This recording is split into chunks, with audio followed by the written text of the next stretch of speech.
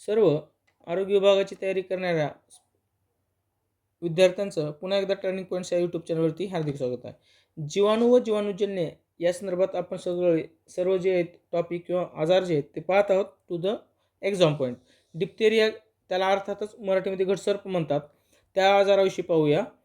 बघा, घटसर्प हा आजार संसर्गजन्य आहे, यावर प्रश्न आलेला आहे. कोणत्या प्रकारचा आजार आहे? जीवाणूजन्य आहे. आणि कोणत्या जीवाणूमुळे होतो? तर कार्निबॅक्टेरियम डिप्थेरी यामुळे होत असतो. आता ह्या घटसर्पामध्ये ज्यावेळेस घटसर्प होतो त्यावेळेस परिणाम कशावर होत असतं? तर श्वसन संस्थेवर परिणाम होतो, मज्जासंस्थेवर, आणि पक्षघात आणि हृदयविकार देखील व्हायचे चान्सेस असतात. ओके. त्यानंतर संसर्गक्षम कालावधी जो आहे, संसर्गक्षम कालावधी आहे 14 ते 28 दिवस. आणि वयोगट टार्गेट जो जास्त प्रमाणात कोणाला होत असतो तर 2 ते 5 वर्ष वयोगटाच्या बालकांना हा आजार होत असतो. संसर्ग स्त्रोत काय? घटसर्पाचा रुग्ण व वाहक, म्हणजे जो घटसर्प झालेला आहे तो व्यक्ती इतरांना त्याच्यापासून लागण व्हायचे चान्सेस असतात. संसर्ग स्त्रोत जे आहे रुग्णाचा नाक आणि घशातील स्त्राव. लस, त्रिकोणी लस. मी सांगितलं होतं की DPT ही लस जी आहे, म्हणजे जे आहे, आता हे डी म्हणजे डिप्थेरिया आलं, पर्ट्युसिस आलं, टिटॅनियस, अशा प्रकारचे जे आजार आहेत ते आहेत. आता घटसर्प मराठीमध्ये तुम्हाला 3 आजार नाव असतात: घटसर्प, धनुर्वात आणि डांगा खोकला, या तिघांसाठी ही त्रिगुणी लस आहे. ओके, ही लक्षात राहू द्या बरं का, कायमस्वरूपी. यावर देखील प्रश्न आलेला आहे. प्रसार हवेतून होतो. कोणत्या अवयवाला होतो? घसा, टॉन्सिल, स्वरयंत्र आणि नाक. ओके. त्यानंतर आता रोगाचे स्वरूप तुम्ही थोडक्यात पहा आणि लक्षात ठेवा की तुम्हाला लक्षणं दिले जातात, मग आजार कोणता आहे, स्वरूप हे काय आहे आणि कोणत्या आजाराचं आहे हे दिले जातं. हे जरा बघून घ्या. डिप्थेरिया कशा प्रकारे घशाला आणि गळ्याला असा त्रास होतो. हा रोग क्वचित प्रसंगी त्वचेवरील जखमातही घटसर्प होतो.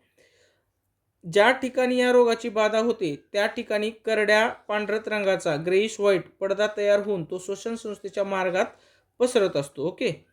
कार्नोबॅक्टेरियम डिप्थेरी ह्या जीवाणूपासून होणारा विष रक्तात शोषले जाऊन त्यांना रुग्णाच्या हृदयावर व मेंदूवर परिणाम होत असतो. ओके.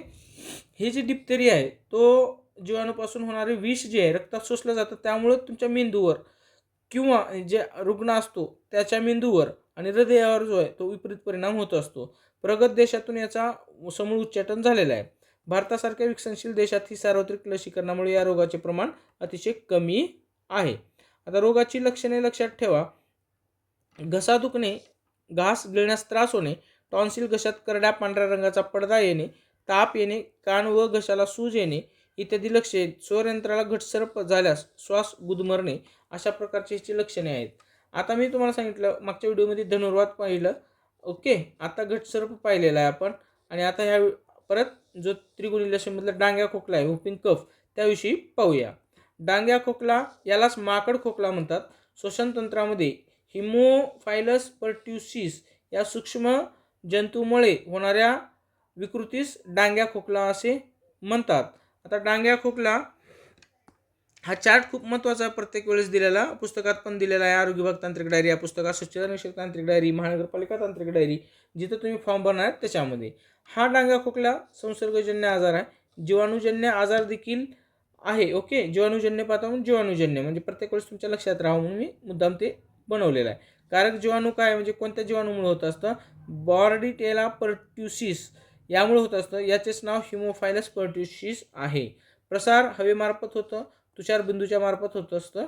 अधिवेशन काळ जे आहे 7 ते 14 दिवस किंवा 1 ते 2 आठवडे, अर्थात दिवसाला आठवड्यामध्ये कन्वर्ट केलेलं आहे. तुम्हाला कोणत्याही पद्धतीनं प्रश्न विचारला जाऊ शकतो, दिवसामध्ये किंवा आठवड्यामध्ये. तुम्हाला काय लक्षात ठेवायचे ते लक्षात घ्या, परंतु उत्तर काही बदलत नाही.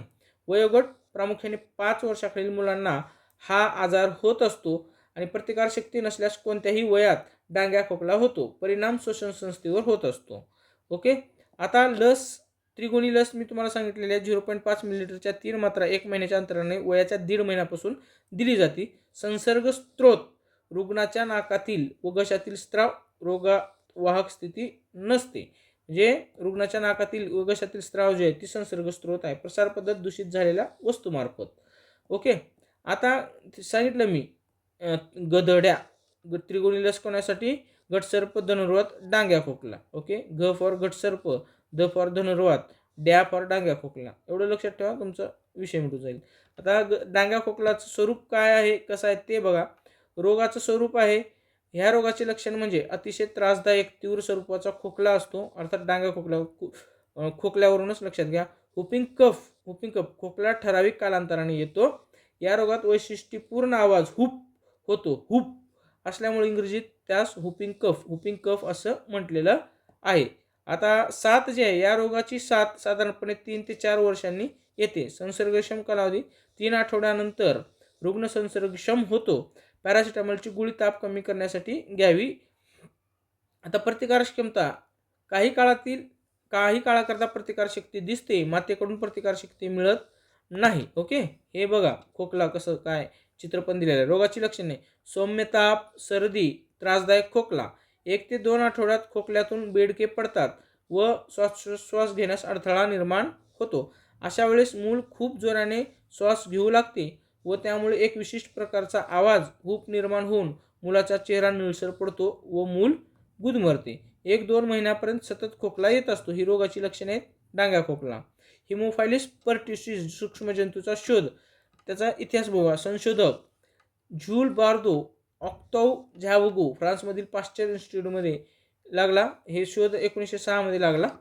हा सूक्ष्मजंतू डांगा खोकल्याचे कारण आहे. हे कसे ओळखले? चिंपांझी जातीच्या वानरावर प्रयोग करून हिमोफायलस पर्ट्युसिस हाच सूक्ष्मजंतू डांग्या खोकल्याचे कारण आहे हे सिद्ध झाले. नामकरण: 1952 साली जागतिक आरोग्य संघटनेने हिमोफायलस पर्ट्युसिस या सूक्ष्मजंतूचे नाव बार्दोटिला पर्ट्युसिस असे ठेवून बार्दे शास्त्रज्ञांचा सन्मान केला. ओके, कारण कोणी शोध लावला होता होय यांनी की हिमोपर्ट्युसिस या सूक्ष्मजंतूचा शोधच झोल बार्दे यांनी लावलेला होता. ओके, त्यानंतर उपचार जे आहे टेट्रासायक्लिन औषधे आहेत बरं का डांगा खोकला. क्लोरोफिनेकॉल आणि आयसोनियाझिड आणि आयसोनिकोटिनिल हायड्रॅक्झिन हे औषधे गुणकारी आहेत. जरा वाचायला अवघड जाते, परंतु आता शेवटी तुम्हाला नोकरी मिळवायचं झालं तर तुम्हाला साहजिकच इतर गोष्टी ॲक्सेप्ट कराव्या लागतील. ह्यावर प्रश्न यापूर्वी आलेला नाही आहे, बरोबर. त्रिगुणी लस मात्र लक्षात ठेवा. त्रिगुणी लस कोणत्या 3 आजारासाठी दिलं जातं. त्यानंतर आता क्षयरोग आहे.